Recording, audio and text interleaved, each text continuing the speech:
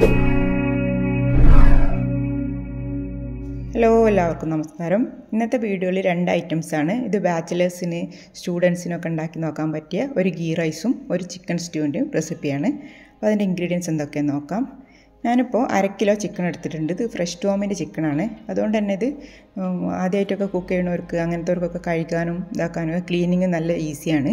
അതുകൊണ്ടാണ് ഈ ചിക്കൻ കാണിച്ചത്. നല്ല ടെൻഡറായിട്ടുള്ള ചിക്കനുമാണ്. അപ്പോൾ കഴുകിയതിന് ശേഷം ഒരു പാത്രത്തിലേക്ക് മാറ്റിയിട്ടുണ്ട്. അതിൽ ഇനി ആവശ്യമുള്ള ഇൻഗ്രീഡിയൻസ് ചേർത്ത് കൊടുക്കാം. ഒരു 3/4 ടീസ്പൂൺ ഉപ്പ് ചേർത്തിട്ടുണ്ട്. പിന്നെ ഇഞ്ചി വെളുത്തുള്ളി പേസ്റ്റാണ്. 1/2 ടീസ്പൂൺ ഇഞ്ചിയും 1 ടീസ്പൂൺ വെളുത്തുള്ളിയും. കുറച്ച് കറിവേപ്പില ഇട്ട് കൊടുക്കാം. 1 ടേബിൾ സ്പൂൺ ലെമൺ ജ്യൂസ് ഒഴിച്ച് കൊടുക്കാം. 4 പച്ചമുളക് നടുവേ കീറിയതും ഇട്ട് കൊടുത്തിട്ടുണ്ട്. ഇനി ഒരു സവാള ചോപ്പ് ചെയ്തും കൂടെ ചേർത്ത് കൊടുക്കണം. ഇതൊരു വലിയ സവാള നന്നായിട്ട് ചോപ്പ് ചെയ്തെടുത്തതാണ്. ചെറുതാണെങ്കിൽ 2 എണ്ണം എടുക്കാം. നന്നായിട്ടൊന്ന് മിക്സ് ചെയ്യുക. എല്ലാം കൂടെ നന്നായിട്ട് മിക്സ് ചെയ്തതിന് ശേഷം സമയം ഉണ്ടെങ്കിൽ ഒരു അരമണിക്കൂർ മാറ്റി വെക്കാം, അല്ലെങ്കിൽ ഒരു 10 മിനിറ്റ് നേരം മാറ്റി വെച്ചതിന് ശേഷം നമുക്ക് കുക്ക് ചെയ്യാം. നമ്മളിത് വഴറ്റുന്നൊന്നുമില്ല, ഒട്ടും എണ്ണയും ചേർക്കുന്നില്ല ഈ ചിക്കനിൽ. അപ്പോൾ അത് മൂടി വെക്കാം.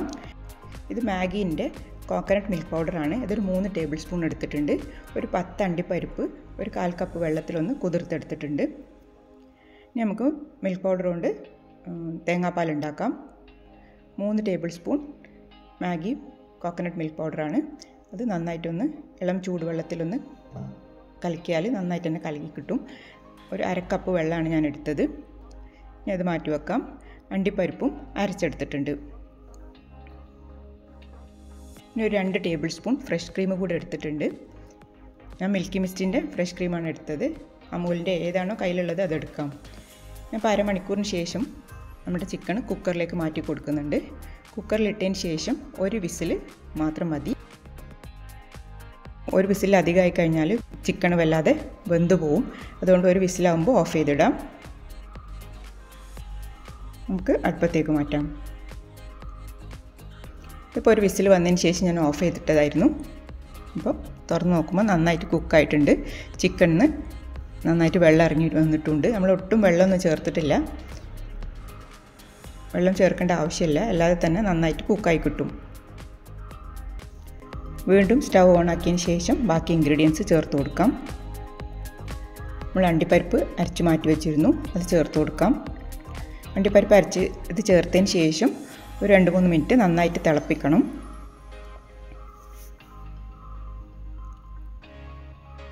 നന്നായിട്ടൊന്ന് യോജിപ്പിച്ചതിന് ശേഷം തിളക്കാനായിട്ട് വെയിറ്റ് ചെയ്യാം. ഈ സമയത്ത് ഉപ്പൊക്കെ ചെക്ക് ചെയ്ത് നോക്കാം. ആവശ്യമുണ്ടെങ്കിൽ നമുക്ക് ചേർത്ത് കൊടുക്കാം. ഞാൻ ഒരു 1/4 ടീസ്പൂൺ ഉപ്പ് കൂടെ ചേർത്ത് കൊടുത്തിട്ടുണ്ട്. ചിക്കൻ മാരിനേറ്റ് ചെയ്തപ്പോൾ നമ്മൾ 3/4 ടീസ്പൂൺ ഉപ്പ് ഇട്ടിട്ടുണ്ടായിരുന്നു. ഉപ്പൊക്കെ ഓരോരുത്തരെ ആവശ്യത്തിനനുസരിച്ച് ഇട്ട് കൊടുക്കാം. 1 ടീസ്പൂൺ പെപ്പർ പൗഡർ കൂടെ ചേർത്ത് കൊടുക്കാം. 1/2 ടീസ്പൂൺ ഗരം മസാല പൗഡർ. നന്നായിട്ടൊന്നും കൂടെ മിക്സ് ചെയ്യാം.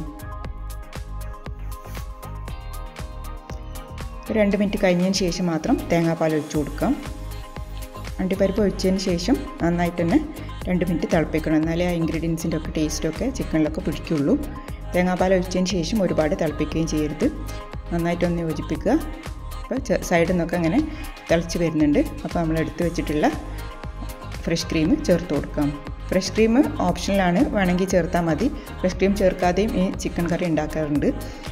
ഞാൻ ആദ്യം ഒരു റെസിപ്പി ഇട്ടിരുന്നു, അതിൽ ഫ്രഷ് ക്രീം ചേർത്തിട്ടുണ്ടായില്ല. അതിലേക്ക് ഒരു പിടി മല്ലിയില കൂടെ ചേർത്ത് കൊടുക്കാം. ഇനി നമുക്ക് തീ ഓഫ് ചെയ്യാം. നന്നായിട്ടൊന്ന് യോജിപ്പിച്ചതിന് ശേഷം കുറച്ച് നേരം ഒന്ന് മൂടി വെക്കാം. മല്ലിയില ചേർത്തതിന് ശേഷം കുറച്ച് നേരം ഒന്ന് മൂടി വെക്കണം. അപ്പോഴാണ് കറി നന്നായിട്ടൊന്ന് സെറ്റായി വരിക. ഒരു 10 മിനിറ്റ് മൂടി വെച്ചതിന് ശേഷമാണ് ഞാൻ തുറന്നിട്ടുള്ളത്. ഇനി നമുക്കൊരു സെർവിങ് പ്ലേറ്റിലേക്ക് മാറ്റാം. ഈ ഒരു ഗ്രേവി തണുക്കുന്നതിനനുസരിച്ച് കുറച്ചും കൂടെ ഒന്ന് കുറുകി വരും. ഈ ഒരു കൺസിസ്റ്റൻസിയിൽ ഇപ്പോൾ ഉള്ളതെങ്കിലും കുറച്ചും കൂടെ കഴിയുമ്പോൾ നല്ല തിക്കായിട്ട് വരും. ഇത് ബ്രെഡിൻ്റെ കൂടെ, നെയ്ച്ചോറിൻ്റെ കൂടെ, ഇടിയപ്പം, വെള്ളപ്പം എല്ലാറ്റിനും നല്ല കോമ്പിനേഷൻ ആയിട്ടുള്ള കറിയാണ്. ഉണ്ടാക്കി വെച്ചാൽ ഒരു 3 ദിവസമൊക്കെ ഫ്രിഡ്ജിൽ ചീത്തയാവാതെ നമുക്ക് സൂക്ഷിക്കാനും പറ്റും. അപ്പോൾ എല്ലാവരും ട്രൈ ചെയ്ത് നോക്കുക. നെക്സ്റ്റ് റെസിപ്പിയാണ് നെയ്ച്ചോറ്. നെയ്ച്ചോറ് എല്ലാവർക്കും ഉണ്ടാക്കാൻ അറിയുന്നതാണ്. എന്നാലും ഞാൻ പുതിയ കുട്ടികളെയാണ് ഉദ്ദേശിക്കുന്നത്, അതുകൊണ്ട് വിശദമായിട്ട് കാണിക്കുന്നത്. 2 കപ്പ് കൈമ റൈസാണ് എടുത്തത്. ഇത് നന്നായിട്ട് കഴുകിയതിന് ശേഷം ഒന്ന് വെള്ളം വാർത്തെടുക്കണം. ഈ ഒരു കപ്പിലാണ് ഞാൻ അളന്നത്. ഏത് കപ്പിലാണോ നമ്മൾ റൈസ് എടുക്കുന്നത് ആ സെയിം കപ്പ് തന്നെ വെള്ളം എടുക്കാൻ ശ്രദ്ധിക്കുക. ഇതിപ്പോൾ ഞാൻ കുക്കറിലാണ് ഉണ്ടാക്കുന്നത്, അതുകൊണ്ട് 2 കപ്പ് അരിക്ക് 3.5 കപ്പ് വെള്ളം എന്നുള്ള നിലയിലാണ് എടുത്തത്. പാത്രത്തിലാണെങ്കിൽ 2 കപ്പ് അരിക്ക് 4 കപ്പ് വെള്ളം എടുക്കണം. ഇപ്പോൾ 3.5 കപ്പ് വെള്ളം എടുത്തിട്ടുണ്ട്, അത് മാറ്റി വെക്കാം. പിന്നെ ഒരു മീഡിയം സൈസ് സവാളൻ്റെ പകുതിയും, ഒരു കഷ്ണം പട്ട, 4 ഗ്രാമ്പൂ, 2 ഏലക്കായ. ഒരു കുക്കറിലേക്ക് 2 ടേബിൾ സ്പൂൺ നെയ്യ് ഒഴിച്ച് കൊടുത്തിട്ടുണ്ട്. അതിലേക്ക് ഉള്ളി ഒന്നിട്ട് ചെറുതായിട്ടൊന്ന് മൂപ്പിച്ചെടുക്കണം. ഒരുപാട് കളറ് മാറരുത്, ജസ്റ്റ് ഒന്ന് ബ്രൗണിങ് വരുന്ന സമയം തന്നെ പട്ട, ഗ്രാമ്പു, ഏലക്കായ ഇട്ട് കൊടുക്കാം. അതിന് ശേഷം വെള്ളം ഒഴിച്ച് കൊടുക്കണം. 1 ടേബിൾ സ്പൂൺ വെളിച്ചെണ്ണ കൂടെ ഞാൻ ചേർത്ത് കൊടുത്തിട്ടുണ്ട്.